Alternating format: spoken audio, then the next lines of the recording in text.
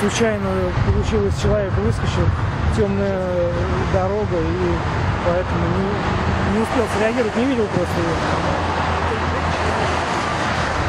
Я думаю, женщина, потому что она так шла, как будто пожилой человек.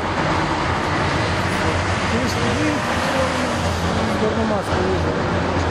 а ее никто до этого не задел, может, кто-то до этого не задел, не вы.